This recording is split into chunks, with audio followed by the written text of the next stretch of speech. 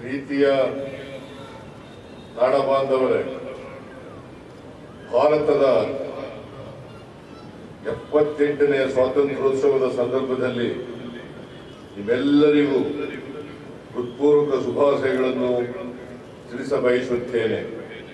2 ಶತಮಾನಗಳ ಬ್ರಿಟಿಷರ ಕ್ರೂರ ದಾಸ್ಯದಿಂದ ಬಿಡುಗಡೆ ಹೊಂದಿ ನಮ್ಮ ದೇಶ ಸ್ವಾತಂತ್ರ್ಯದ ಬೆಳಕನ್ನು ಕಂಡ ಸುದಿನವಿದು.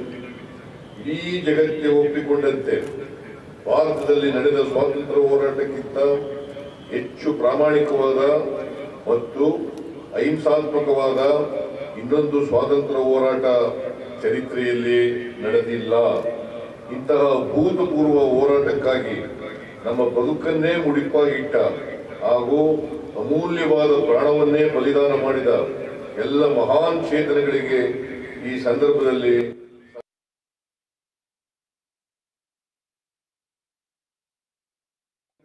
ಕಾಲಘಟ್ಟವನ್ನು ಮೆಲುಕು ಹಾಕುವಾಗ ಈ ವರ್ಷ ಅಂದರೆ 2024ನೇ ಇಸ್ವಿ ಹಲವು ರೀತಿಯಲ್ಲಿ ಮಹತ್ವದ್ದಾಗಿದೆ. ಮುಖ್ಯವಾಗಿ 1924ರ ಭಾರತೀಯ ರಾಷ್ಟ್ರೀಯ ಕಾಂಗ್ರೆಸ್ನ ಚಾರಿತ್ರಿಕ ಬೆಳಗಾವಿ ಅಧಿವೇಶನ ನಡೆದು 100 ವರ್ಷಗಳಾಗಿವೆ. ಅದೇ ರೀತಿ ಬಾಬಾ ಸಾಹೇಬ್ ಅಂಬೇಡ್ಕರ್ ಅವರು 1924ರಲ್ಲಿ ಬಹಿಷ್ಕೃತ ಹಿತಕಾರಣಿ ಸಭಾ ಎನ್ನುವ ಮಹತ್ವದ ಸಂಘಟನೆಯನ್ನು ಸ್ಥಾಪಿಸಿದ ಚಾರಿತ್ರಿಕ ಸಂಘಟನೆಗೂ ಈ ವರ್ಷ 100 ತುಂಬುತ್ತಿದೆ. ಬೆಳಗಾವಿ ಅಧಿವೇಶನ ಮಹಾತ್ಮ ಗಾಂಧೀಜಿಯವರ ಅಧ್ಯಕ್ಷತೆಯಲ್ಲಿ ನಡೆದಿತ್ತು. ಗಾಂಧೀಜಿ ಈ ಅಧಿವೇಶನದಲ್ಲಿ ಮಾಡಿದ ಅಧ್ಯಕ್ಷೀಯ ಭಾಷಣದಲ್ಲಿ ಧಾರ್ಮಿಕ ಸಾಮರಸ್ಯ ಮತ್ತು ವಿವಿಧ ಭಾಷೆಗಳನ್ನಾಡುವ ಜನರ ನಡುವಣ ಸೌಹಾರ್ದಯುತ ಸಂಬಂಧಕ್ಕೆ ಒತ್ತು ನೀಡಿ ಮಾತನಾಡಿದ್ದರು. ಸಮಾಜದ ದಮನಿತ ವರ್ಗಗಳ ಅಭ್ಯುದಯಕ್ಕೆ ಕೈಗೊಳ್ಳಬೇಕಿರುವ ಕ್ರಮಗಳ ಬಗ್ಗೆಯೂ ಪ್ರಸ್ತಾಪಿಸಿದರು. ದ್ವೇಷ ಅಸಹನೆಗಳಲ್ಲಿ ಜಗತ್ತು ಕುದಿಯುತ್ತಿರುವ ವಿಷಕಾರಿಯಾದ ಈ ಸಂದರ್ಭದಲ್ಲಿ ಗಾಂಧೀಜಿಯವರ ಮಾತುಗಳು ಹಿಂದೆಂದಿಗಿಂತಲೂ ಹೆಚ್ಚು ಮಹತ್ವವೆನಿಸಿದೆ. ಬಾಬಾ ಸಾಹೇಬ್ ಡಾಕ್ಟರ್ BR ಅಂಬೇಡ್ಕರ್ ಅವರು ಸ್ಥಾಪಿಸಿದ ಬಹಿಷ್ಕೃತ ಹಿತಕಾರಣಿ ಸಭಾ ದಮನಿತ ವರ್ಗಗಳ ಪರವಾದ ಅವರ ಹೋರಾಟದ ಒಂದು ಪ್ರಮುಖ ಘಟನೆ. ಈ ಸಂಸ್ಥೆಯ ಮೂಲಕ ಬಾಬಾ ಸಾಹೇಬ್ ಅಂಬೇಡ್ಕರ್ ಅವರು ಶೋಷಿತ ವರ್ಗಗಳಲ್ಲಿ ಶಿಕ್ಷಣ ಮತ್ತು ಸಾಮಾಜಿಕ ಅರಿವು ಮೂಡಿಸಲು ಶ್ರಮಿಸಿದರು. ಶಿಕ್ಷಣ, ಸಂಘಟನೆ ಮತ್ತು ಹೋರಾಟ ಎಂಬ ತತ್ವದ ಸಾಕ್ಷಾತ್ಕಾರಕ್ಕಾಗಿ ಅಂಬೇಡ್ಕರ್ ಅವರು ಬಹಿಷ್ಕೃತ ಹಿತಕಾರಣಿ ಸಭಾದ ಮೂಲಕ ಶ್ರಮಿಸಿದರು. ಬೆಳಗಾವಿ ಅಧಿವೇಶನ ಮತ್ತು ಬಹಿಷ್ಕೃತ ಹಿತಕಾರಣಿ ಸಭಾದ ಸ್ಥಾಪನೆಯ ಶತಮಾನೋತ್ಸವಗಳನ್ನು ಸ್ಮರಣೀಯವಾಗಿ ಮತ್ತು ಅರ್ಥಪೂರ್ಣವಾಗಿ ಆಚರಿಸಲು ಈ ವರ್ಷ ಸರ್ಕಾರದ ವತಿಯಿಂದ ಎಲ್ಲ ರೀತಿಯ ಕ್ರಮಗಳನ್ನು ಕೈಗೊಳ್ಳಲಾಗುವುದು. ರಾಜ್ಯದಲ್ಲಿ ಹಿಂದುಳಿದ ಜಿಲ್ಲೆಗಳೆಂದು ಕರೆಸಿಕೊಳ್ಳುವ ಕಲ್ಯಾಣ ಕರ್ನಾಟಕದ ಅಭಿವೃದ್ಧಿಗಾಗಿ ಅಂದಿನ ಪ್ರಧಾನಮಂತ್ರಿ ಡಾಕ್ಟರ್ ಮನಮೋಹನ್ ಸಿಂಗ್ ಅವರ ನೇತೃತ್ವದ UPA ಸರ್ಕಾರವು ಸಂವಿಧಾನಕ್ಕೆ ತಿದ್ದುಪಡಿ ತಂದು ಆರ್ಟಿಕಲ್ 371J ಸೇರ್ಪಡೆ ಮಾಡುವ ಮೂಲಕ ಆ ಭಾಗಕ್ಕೆ ಭರವಸೆ ತುಂಬಿದರು. ಈ 10 ವರ್ಷಗಳಲ್ಲಿ ಉದ್ಯೋಗ, ಶಿಕ್ಷಣ, ಮೂಲಭೂತ ಸೌಕರ್ಯ, ನೀರಾವರಿ, ಕೈಗಾರಿಕಾ ಅಭಿವೃದ್ಧಿ ಮುಂತಾದವುಗಳ ಮೂಲಕ ಲಕ್ಷಾಂತರ ಕುಟುಂಬಗಳಲ್ಲಿ ನೆಮ್ಮದಿ ನೆಲೆಸಲು ಸಾಧ್ಯವಾಗಿದೆ. 10 ವರ್ಷಗಳ ಹಿಂದೆ ಪ್ರಾರಂಭವಾದ ಈ ಭರವಸೆಯ ಬೆಳಕಿಗೆ ಈಗ ದಶಮಾನೋತ್ಸವದ ಸಂದರ್ಭ. ಆದ್ದರಿಂದ ಸರ್ಕಾರವು ದಶಮಾನೋತ್ಸವ ಸಂಭ್ರಮವನ್ನು ಅರ್ಥಪೂರ್ಣವಾಗಿ ಆಚರಿಸಲು ನಿರ್ಧರಿಸಿದೆ.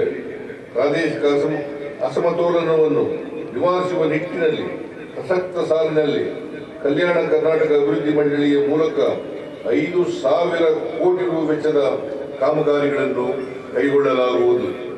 ಕರ್ನಾಟಕ ಮಾದರಿ ಅನ್ನ, ನೀರು ಮತ್ತು ಪ್ರಾಣಕ್ಕಿಂತ ಸ್ವಾತಂತ್ರ್ಯ ಎನ್ನುವುದು ಬಹಳ ದೊಡ್ಡದು ಎಂದು ಹೋರಾಡಿದ ಎಲ್ಲ ಮಹನೀಯರು ಕಂಡ ಕನಸಿನ ಹಾದಿಯಲ್ಲಿ ದೇಶವನ್ನು ಮುನ್ನಡೆಸುವುದಕ್ಕಾಗಿ ಮತ್ತು ಅಭಿವೃದ್ಧಿ ಸಾಧಿಸುವುದಕ್ಕಾಗಿ ಕಳೆದ 77 ವರ್ಷಗಳಲ್ಲಿ ಕರ್ನಾಟಕ ರಾಜ್ಯವು ಅತ್ಯಂತ ಮಹತ್ತರವಾದಂಥ ಕೊಡುಗೆಯನ್ನು ನೀಡಿದೆ.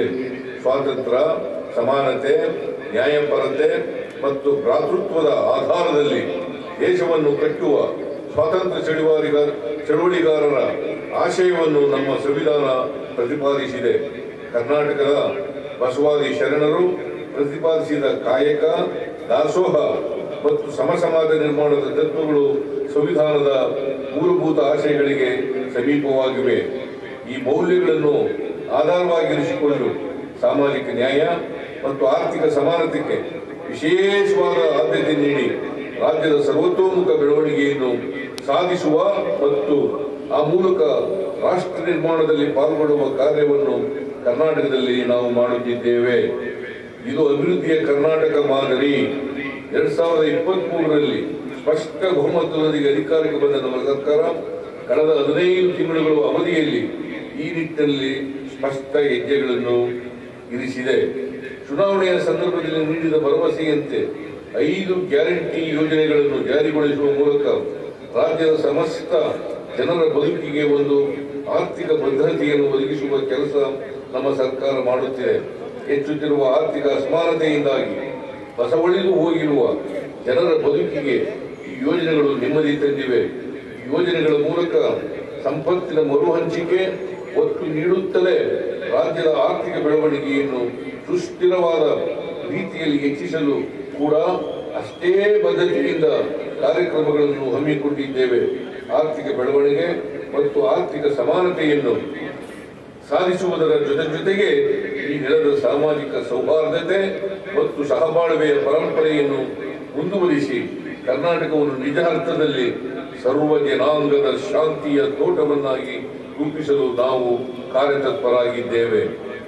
ಕಲ್ಯಾಣ ಯೋಜನೆಗಳು ನಮ್ಮ 5 ಗ್ಯಾರಂಟಿ ಯೋಜನೆಗಳಾದ ಗೃಹಲಕ್ಷ್ಮಿ, ಶಕ್ತಿ, ಗೃಹ ಜ್ಯೋತಿ, ಅನ್ನಭಾಗ್ಯ ಮತ್ತು ಯುವನಿಧಿ ಯೋಜನೆಗಳಿಂದಾಗಿ ಮಾಸಿಕ ಸರಾಸರಿ 4,000ರಿಂದ 5,000 ರೂಗಳಷ್ಟು ಪ್ರತಿ ಫಲಾನುಭವಿ ಕುಟುಂಬಕ್ಕೆ ಪ್ರತ್ಯಕ್ಷ ಮತ್ತು ಪರೋಕ್ಷವಾಗಿ ಲಭಿಸುತ್ತದೆ. ಇದು ಹಲವು ಕಾರಣಗಳಿಂದ ಸಂಕಷ್ಟದಲ್ಲಿರುವ ಕುಟುಂಬಗಳಿಗೆ ನೇರ ಆರ್ಥಿಕ ನೆರವು ನೀಡುವ ಯೂನಿವರ್ಸಲ್ ಬೇಸಿಕ್ ಇನ್ಕಮ್ ಪರಿಕಲ್ಪನೆ. ಮುಂದುವರಿದ ರಾಷ್ಟ್ರಗಳಲ್ಲಿ ಆರ್ಥಿಕವಾಗಿ ಅಶಕ್ತ ವರ್ಗಗಳಿಗೆ ನೆರವಾಗಲು ಜಾರಿಗೊಳಿಸಲಾಗುತ್ತಿರುವ ಇಂತಹ ಯೋಜನೆಯೊಂದನ್ನು ಅತಿ ದೊಡ್ಡ ಮಟ್ಟದಲ್ಲಿ ಸಾಕಾರಗೊಳಿಸುತ್ತಿರುವ ರಾಜ್ಯ ಕರ್ನಾಟಕ. ಈ ಬಗ್ಗೆ ನಮಗೆ ಹೆಮ್ಮೆ ಇದೆ. ಈ ಯೋಜನೆಗಳು ಮುಂದುವರಿಯಲಿವೆ.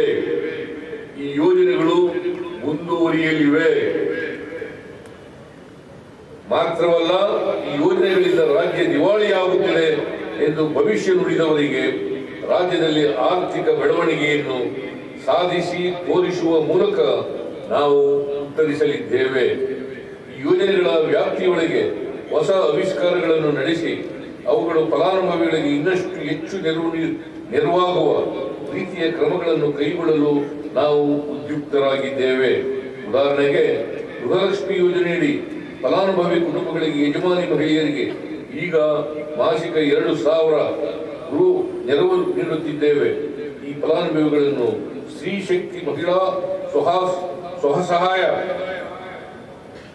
ಸಂಘಗಳಾಗಿ ಸಂಘಟಿಸುವ ಮೂಲಕ ಅವರಿಗೆ ವಿವಿಧ ಹಣಕಾಸು ಸಂಸ್ಥೆಗಳಿಂದ ಆರ್ಥಿಕ ನೆರವು ಒದಗಿಸಿ ವರಮಾನ ತರುವ ವಿವಿಧ ಚಟುವಟಿಕೆಗಳಲ್ಲಿ ಅವರನ್ನು ತೊಡಗಿಸುವ ಯೋಚನೆ ಇದೆ. ಅದೇ ರೀತಿ ಯುವ ನಿಧಿಯ ಫಲಾನುಭವಿಗಳಿಗೆ ಕೌಶಲ್ಯ ಅಭಿವೃದ್ಧಿ ತರಬೇತಿಯನ್ನು ನೀಡಲು ಕ್ರಮ ವಹಿಸಲಾಗುತ್ತಿದೆ. ಶಕ್ತಿ ಯೋಜನೆಯಡಿ ಮಹಿಳೆಯರು 270 ಕೋಟಿ ಟ್ರಿಪ್ ಉಚಿತ ಪ್ರಯಾಣ ಸೌಲಭ್ಯ ಪಡೆಯುವ ಮೂಲಕ 6,541 ಕೋಟಿ ರೂಗಳಷ್ಟು ಪ್ರಮಾಣ ವೆಚ್ಚ ಉಳಿತಾಯ ಮಾಡಿದ್ದಾರೆ. ಗೃಹಲಕ್ಷ್ಮಿ ಯೋಜನೆಯಡಿ 1.20 ಕೋಟಿ ಮಹಿಳೆಯರಿಗೆ ಈವರೆಗೆ 25,259 ಕೋಟಿ ರೂಗಳನ್ನು ನೇರವಾಗಿ ಅವರ ಬ್ಯಾಂಕ್ ಖಾತೆಗೆ ವರ್ಗಾಯಿಸಲಾಗಿದೆ. ಅನ್ನಭಾಗ್ಯ ಯೋಜನೆಯಡಿ ಹೆಚ್ಚುವರಿ ಅಕ್ಕಿ ನೀಡುವುದಾಗಿ ಘೋಷಿಸಲಾಗಿತ್ತು. ಆದರೆ ಕೇಂದ್ರದ ಅಸಹಕಾರದಿಂದ ಅಕ್ಕಿಯ ಬದಲಿಗೆ ನಗದು ವರ್ಗಾವಣೆ ಮಾಡಲಾಗುತ್ತಿದೆ. ಈವರೆಗೆ 1.16 ಕೋಟಿ ಪಡಿತರ ಚೀಟಿಗಳ 4.08 ಕೋಟಿ ಫಲಾನುಭವಿಗಳಿಗೆ 7,763 ರು ನೆರವನ್ನು ನೇರವಾಗಿ ವರ್ಗಾಯಿಸಲಾಗಿದೆ. ಉಚಿತವಾಗಿ 200 ಯೂನಿಟ್ ವರೆಗೆ ವಿದ್ಯುತ್ ನೀಡುವ ಗೃಹ ಜ್ಯೋತಿ ಯೋಜನೆಯ ಸೌಲಭ್ಯವನ್ನು 1.60 ಕೋಟಿ ಕುಟುಂಬಗಳು ಪಡೆದುಕೊಳ್ಳುತ್ತಿವೆ. ಈ ಯೋಜನೆಗಾಗಿ 8,844 ಕೋಟಿ ರು ವೆಚ್ಚ ಮಾಡಲಾಗಿದೆ. ಯುವ ನಿಧಿ ಯೋಜನೆಯಡಿ 1.31 ಲಕ್ಷ ಪದವಿ ಮತ್ತು ಡಿಪ್ಲೊಮಾ ಪಡೆದ ನಿರುದ್ಯೋಗಿಗಳಿಗೆ ನೆರವು ನೀಡಲಾಗುತ್ತಿದ್ದು, ಇದಕ್ಕಾಗಿ 91 ಕೋಟಿ ರುಗಳನ್ನು ಭರಿಸಲಾಗಿದೆ. ನಮ್ಮ ಸರ್ಕಾರದ ಜನಕಲ್ಯಾಣ ಯೋಜನೆಗಳು 5 ಗ್ಯಾರಂಟಿಗಳಿಗಷ್ಟೇ ಸೀಮಿತವಾಗಿಲ್ಲ. ದುರ್ಬಲ ವರ್ಗದವರಿಗೆ ಸಾಮಾಜಿಕ ಭದ್ರತೆ ಒದಗಿಸುವ ವಿವಿಧ ಮಾಸಿಕ ಪಿಂಚಣಿಗಳಡಿ 78.64 ಲಕ್ಷ ಫಲಾನುಭವಿಗಳು ನೇರ ನಗದು ವರ್ಗಾವಣೆಯ ರೂಪದಲ್ಲಿ ನೆರವು ಪಡೆಯುತ್ತಿದ್ದಾರೆ. ಮೈತ್ರಿ ಯೋಜನೆಯಡಿ ಲಿಂಗತ್ವ ಅಲ್ಪಸಂಖ್ಯಾತರಿಗೆ ನೀಡಲಾಗುವ ಪಿಂಚಣಿ ಮೊತ್ತವನ್ನು 800 ರುಗಳಿಂದ 1200 ರುಗಳಿಗೆ ಹಾಗೂ ಮಾಜಿ ದೇವದಾಸಿಯರಿಗೆ ನೀಡಲಾಗುತ್ತಿರುವ ಮಾಸಾಸನವನ್ನು 1,500 ರೂಪಾಯಿಗಳಿಂದ 2,000 ರೂಪಾಯಿಗಳಿಗೆ ಹೆಚ್ಚಿಸಲಾಗಿದೆ. ಇದಕ್ಕಾಗಿ ನಮ್ಮ ರಾಜ್ಯ ಸರ್ಕಾರ ಅಧಿಕಾರಕ್ಕೆ ಬಂದ ನಂತರ ವೃದ್ಧಾಪ್ಯ ವೇತನ, ವಿಧವಾ ವೇತನ, ಮೈತ್ರಿ, ಮನಸ್ವಿನಿ ಮೊದಲಾದ ಸಾಮಾಜಿಕ ಭದ್ರತೆ ಯೋಜನೆಗಳಲ್ಲಿ 13,027 ಕೋಟಿ ರು ವೆಚ್ಚ ಮಾಡಲಾಗಿದೆ. ಇದರ ಜೊತೆಗೆ ನಮ್ಮ ಸರ್ಕಾರ ಅಧಿಕಾರಕ್ಕೆ ಬಂದ ನಂತರ ಹಾಲು ಉತ್ಪಾದಕರ ಖಾತೆಗಳಿಗೆ 1,822.28 ಕೋಟಿ ರುಗಳ ಪ್ರೋತ್ಸಾಹಧನವನ್ನು ಇಬಿಟಿ ಮೂಲಕ ವರ್ಗಾವಣೆ ಮಾಡಲಾಗಿದೆ. ಸಹಕಾರ ಸಂಸ್ಥೆಗಳಿಂದ ನೀಡಲಾದ ಬೆಳೆ ಸಾಲ, ಸ್ವಸಹಾಯ ಸಂಘಗಳ ಸಾಲ ಹಾಗೂ ಮತ್ತಿತರ ಸಾಲಗಳಿಗೆ 1,642 ಕೋಟಿ ರು ಬಡ್ಡಿ ಸಹಾಯಧನ ನೀಡಲಾಗಿದೆ ಹಾಗೂ 20,029 ಕೋಟಿ ರು ವೆಚ್ಚ ಭರಿಸಿ ನೀರಾವರಿ ಪಂಪ್ಸೆಟ್ಗಳಿಗೆ ಉಚಿತ ವಿದ್ಯುತ್ ಒದಗಿಸಲಾಗಿದೆ. ಕೊಬ್ಬರಿ ಬೆಳೆಗಾರರ ಸಂಕಷ್ಟಕ್ಕೆ ಸ್ಪಂದಿಸಿದ ರಾಜ್ಯ ಸರ್ಕಾರವು ಪ್ರತಿ ಕ್ವಿಂಟಾಲ್ ಕೊಬ್ಬರಿಗೆ ಹೆಚ್ಚುವರಿಯಾಗಿ 1,500 ಪ್ರೋತ್ಸಾಹಧನ ಘೋಷಿಸಿದ್ದೇವೆ. ಕನಿಷ್ಠ ಬೆಂಬಲ ಬೆಲೆ ಯೋಜನೆಯಡಿ ಕೇಂದ್ರದ ನಾಫೆಡ್ನಿಂದ ಬರಬೇಕಾದ ಪೂರ್ಣ ಅನುದಾನ ಬಿಡುಗಡೆಯನ್ನು ನಿರೀಕ್ಷಿಸಿ ರಾಜ್ಯ ಸರ್ಕಾರ ಘೋಷಿಸಿದ ನೆರವು ಸೇರಿದಂತೆ ಒಟ್ಟು 870 ಕೋಟಿ ರುಗಳನ್ನು ನೇರವಾಗಿ 58,893 ರೈತರ ಖಾತೆಗಳಿಗೆ ವರ್ಗಾಯಿಸಿದೆ. ಅಸಂಘಟಿತ ಕಾರ್ಮಿಕರ ಕ್ಷೇಮಾಭಿವೃದ್ಧಿಗಾಗಿ ಮೋಟಾರು ಮತ್ತು ಇತರ ಸಂಬಂಧಿತ ಕಾರ್ಮಿಕರಿಗೆ ಹಾಗೂ ಸಿನಿಮಾ ಮತ್ತು ಸಾಂಸ್ಕೃತಿಕ ಚಟುವಟಿಕೆಗಳಿಗೆ ತೊಡಗಿದ ಕಾರ್ಮಿಕರ ಕಲ್ಯಾಣಕ್ಕೆ ಪ್ರತ್ಯೇಕ ಕಾಯ್ದೆಗಳನ್ನು ಜಾರಿಗೊಳಿಸಲಾಗಿದೆ. ಇದರೊಂದಿಗೆ ಗಿಗ್ ಕಾರ್ಮಿಕರ ವಿಮಾ ಸೌಲಭ್ಯ ಯೋಜನೆ ಮತ್ತು ಪತ್ರಿಕಾ ವಿತರಕರಿಗೆ ಅಪಘಾತ ಮತ್ತು ವೈದ್ಯಕೀಯ ಸೌಲಭ್ಯ ಯೋಜನೆಗಳನ್ನು ಜಾರಿಗೊಳಿಸಲಾಗಿದೆ. ಪರಿಶಿಷ್ಟ ಜಾತಿ ಮತ್ತು ಪರಿಶಿಷ್ಟ ಪಂಗಡದವರ ಅಭ್ಯುದಯಕ್ಕಾಗಿ ನಮ್ಮ ಸರ್ಕಾರದ ಹಿಂದಿನ ಅವಧಿಯಲ್ಲಿ ಜಾರಿಗೊಳಿಸಲಾಗಿದ್ದ SC, SP ಮತ್ತು TSP ಕಾಯ್ದೆ 2013 ಸೆಕ್ಷನ್ 7D ಅನ್ನು ಕೈಬಿಡುವ ಮೂಲಕ ಅನುದಾನ ಪರಿಶಿಷ್ಟ ಸಮುದಾಯಗಳಿಗಾಗಿಯೇ ಬಳಕೆಯಾಗುವುದನ್ನು ಖಾತರಿಪಡಿಸಲಾಗಿದೆ. ಪರಿಶಿಷ್ಟ ಜಾತಿ, ಪರಿಶಿಷ್ಟ ಪಂಗಡದವರು ಹಾಗೂ ಹಿಂದುಳಿದ ವರ್ಗದವರಿಗೆ 1 ಕೋಟಿ ರುವರೆಗಿನ ಗುತ್ತಿಗೆಯಲ್ಲಿ ಮೀಸಲಾತಿ 1 ಕೋಟಿ ರುವರೆಗಿನ ಗುತ್ತಿಗೆಯಲ್ಲಿ ಮೀಸಲಾತಿ. ಸರ್ಕಾರಿ ಹುದ್ದೆಗಳಿಗೆ ಹೊರಗುತ್ತಿಗೆ ಆಧಾರದ ನೇಮಕಾತಿಯಲ್ಲಿ ಮೀಸಲಾತಿ. ಮಹಿಳಾ ಉದ್ಯಮಿಗಳಿಗೆ KSFCಯಲ್ಲಿ 4% ಬಡ್ಡಿ ದರದಲ್ಲಿ ನೀಡುವ ಸಾಲದ ಮಿತಿ 5 ಕೋಟಿ ರುಗಳಿಗೆ ಹೆಚ್ಚಳ ಮುಂತಾದ ಉಪಕ್ರಮಗಳ ದುರ್ಬಲ ವರ್ಗಗಳ ಕುರಿತ ನಮ್ಮ ಕಾಳಜಿ ಸಾಕ್ಷಿಯಾಗಿವೆ.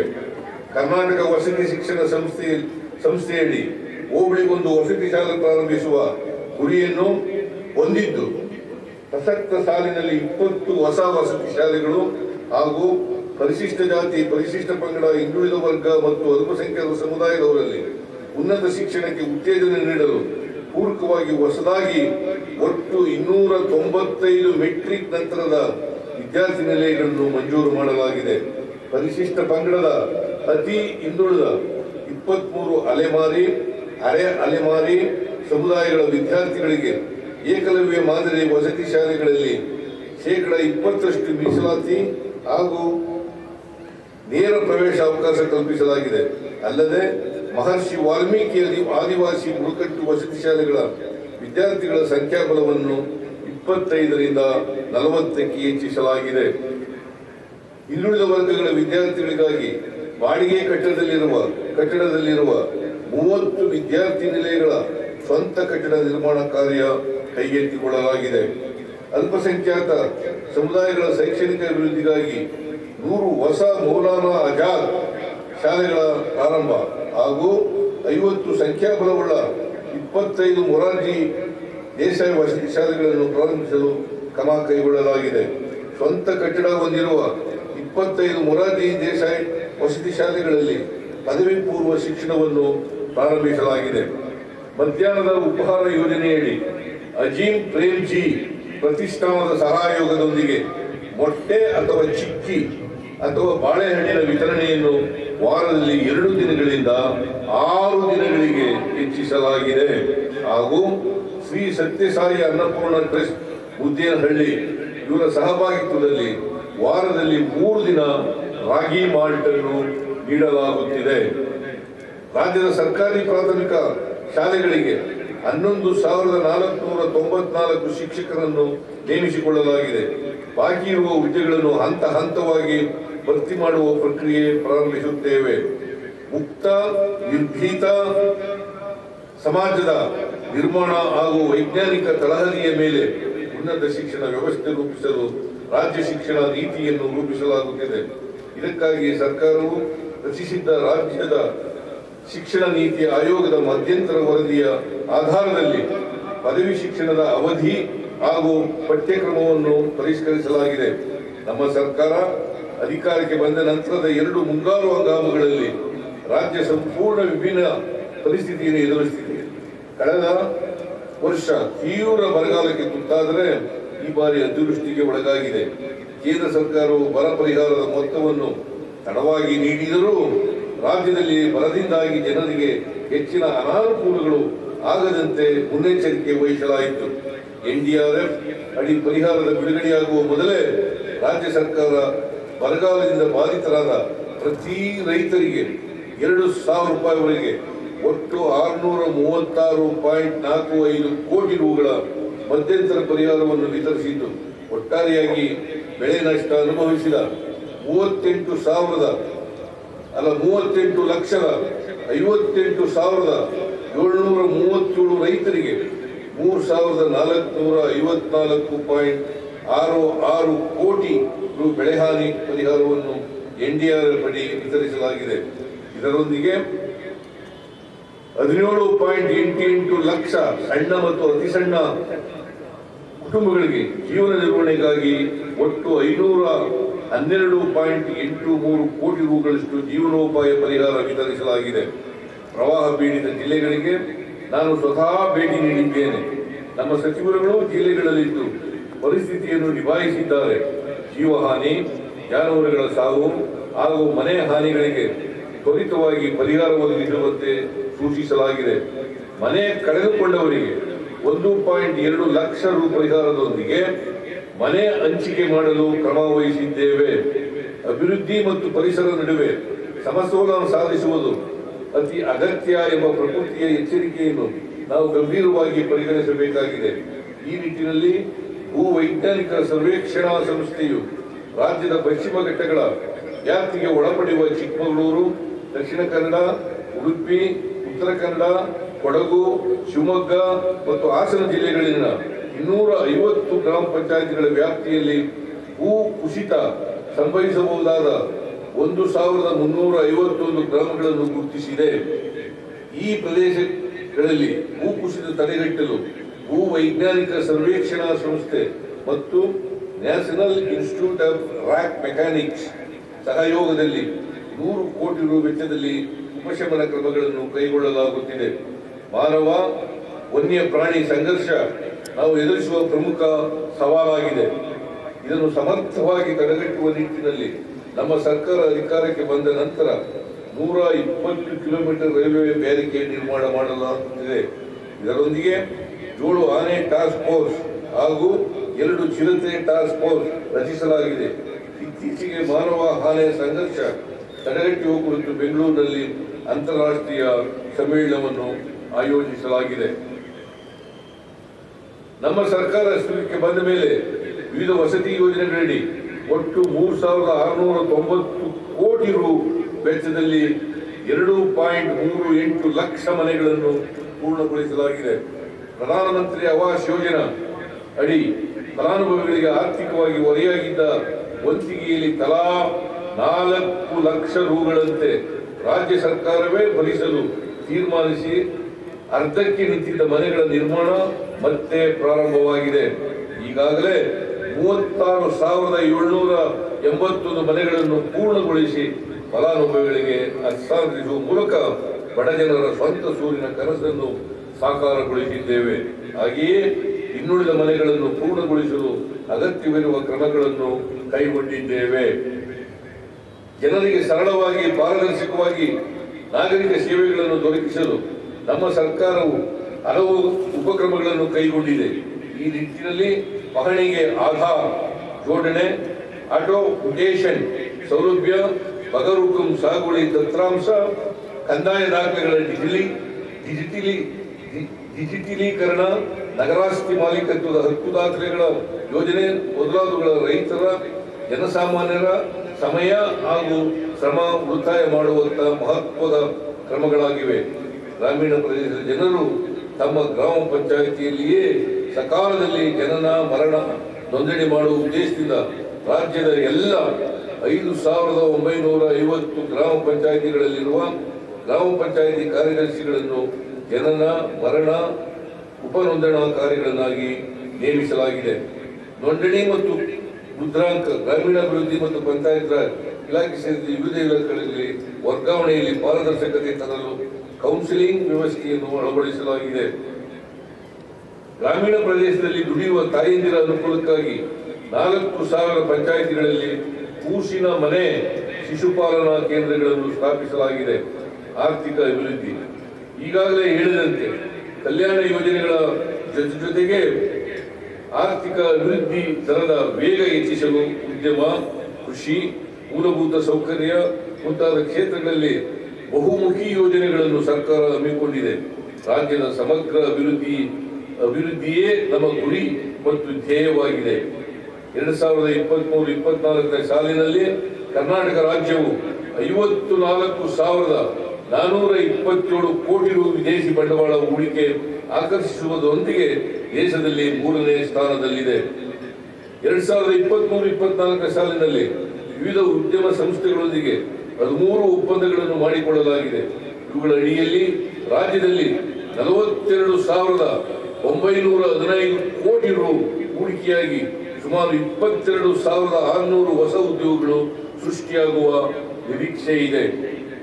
2023-24 ಸಾಲಿನಲ್ಲಿ ರಾಜ್ಯ ಏಕಗವಾಕ್ಷಿ ಅನುಮೋದನಾ ಸಮಿತಿಗಳಲ್ಲಿ 591 ಬಂಡವಾಳ ಹೂಡಿಕೆ ಯೋಜನೆಗಳಿಗೆ ಅನುಮೋದನೆ ನೀಡಲಾಗಿದ್ದು, ಇವುಗಳಿಂದ ಸುಮಾರು 84,232 ಕೋಟಿ ರು ಬಂಡವಾಳ ಹರಿದು ಬರಲಿದ್ದು 1,56,986 ಜನರಿಗೆ ಉದ್ಯೋಗಾವಕಾಶ ಕಲ್ಪಿಸಲಾಗಿದೆ. 2023-24 ಸಾಲಿನಲ್ಲಿ ರಾಜ್ಯವು 1,66,545 ಮಿಲಿಯನ್ ಅಮೆರಿಕನ್ ಡಾಲರ್ ಮೊತ್ತದ ರಫ್ತು ಮಾಡಿ ಮೊದಲನೇ ಸ್ಥಾನದಲ್ಲಿದೆ. ಕಳೆದ ಸಾಲಿಗೆ ಹೋಲಿಸಿದರೆ ರಾಜ್ಯವು 5.20% ಪ್ರಗತಿಯನ್ನು ಸಾಧಿಸಿದೆ. ರಾಜ್ಯಕ್ಕೆ ಅಂತಾರಾಷ್ಟ್ರೀಯ ಹಾಗೂ ರಾಷ್ಟ್ರೀಯ ಬಂಡವಾಳವನ್ನು ಆಕರ್ಷಿಸುವ ಸಂಬಂಧ ವಿಶ್ವ ಬಂಡವಾಳ ಹೂಡಿಕೆದಾರರ ಸಮಾವೇಶ ಇನ್ವೆಸ್ಟ್ ಕರ್ನಾಟಕ 225 ಬೆಂಗಳೂರಿನಲ್ಲಿ ಫೆಬ್ರವರಿ 25ರಲ್ಲಿ ಆಯೋಜಿಸಲಾಗುತ್ತಿದೆ. ಇದಕ್ಕೆ ಬರದ ಸಿದ್ಧತೆ ನಡೆಯುತ್ತಿದ್ದು, ದೇಶ ವಿದೇಶಗಳಲ್ಲಿ ರೋಡ್ ಶೋಗಳನ್ನು ನಡೆಸಿ ಹೂಡಿಕೆದಾರರನ್ನು ಆಹ್ವಾನಿಸಲಾಗುವುದು. ರಾಜ್ಯ ಸರ್ಕಾರವು ಸಂಪೂರ್ಣ ಕ್ಲೀನ್ ಮೊಬಿಲಿಟಿ ವಾಹನ ಮೌಲ್ಯ ಸರಪಳಿಯಲ್ಲಿ 50,000 ಕೋಟಿ ರು ಹೂಡಿಕೆಗಳನ್ನು ಆಕರ್ಷಿಸುವ ಹಾಗೂ ಸರಿಸುಮಾರು 1 ಲಕ್ಷ ಹೊಸ ಉದ್ಯೋಗಗಳನ್ನು ಸೃಷ್ಟಿಸುವ ಉದ್ದೇಶದೊಂದಿಗೆ ಕರ್ನಾಟಕ ಕ್ಲೀನ್ ಮೊಬಿಲಿಟಿ ಪಾಲಿಸಿ 2024-29 ಕರಡನ್ನು ನೀತಿಯನ್ನು ಸಿದ್ಧಪಡಿಸಿದ್ದು ಅನುಮೋದನೆಯ ಅಂತಿಮ ಹಂತದಲ್ಲಿರುತ್ತದೆ. ಕೃಷಿ ಕ್ಷೇತ್ರದಲ್ಲಿ ಉದ್ಯಮಶೀಲತೆ ಹೆಚ್ಚಿಸಲು ಹಾಗೂ ಗ್ರಾಮೀಣ ಭಾಗದ ಯುವಕರಿಗೆ ಉದ್ಯೋಗ ಸೃಜನೆಗಾಗಿ ಕೃಷಿ ನವೋದ್ಯಮ ಯೋಜನೆಯಡಿ 40 ಉದ್ಯಮಗಳಿಗೆ ಉತ್ತೇಜನ ನೀಡಲಾಗಿದೆ. ಐಟಿ-ಬಿಟಿ ವಲಯದಲ್ಲಿ ಉದ್ಯಮಗಳ ಅಗತ್ಯಕ್ಕೆ ತಕ್ಕಂತೆ ಕೌಶಲ್ಯ ತರಬೇತಿಯನ್ನು ಒದಗಿಸಲು ಕೌಶಲ್ಯ ಸಲಹಾ ಸಮಿತಿಯನ್ನು ರಚಿಸಲಾಗಿದೆ. ಈ ಸಮಿತಿಯು ಉದ್ಯಮ ಬೇಡಿಕೆಗಳ ಅನುಗುಣವಾಗಿ ಕೋರ್ಸ್ಗಳ ವಿವರವಾದ ಯೋಜನೆ ಕುರಿತು ವರದಿ ನೀಡಿದ್ದು, ಈ ಕೌಶಲ್ಯಗಳ ತರಬೇತಿಯನ್ನು ನೀಡಲು ಕ್ರಮ ವಹಿಸಲಾಗುವುದು. ರಾಜ್ಯ ಸರ್ಕಾರದ ವಿವಿಧ ಇಲಾಖೆಗಳ ಖಾಲಿ ಇರುವ ಹುದ್ದೆ ಭರ್ತಿಗೆ ಒತ್ತು ನೀಡಲಾಗಿದ್ದು 15,428 ಹುದ್ದೆಗಳ ಭರ್ತಿಗೆ ಸರ್ಕಾರ ಅನುಮೋದನೆ ನೀಡಿದೆ.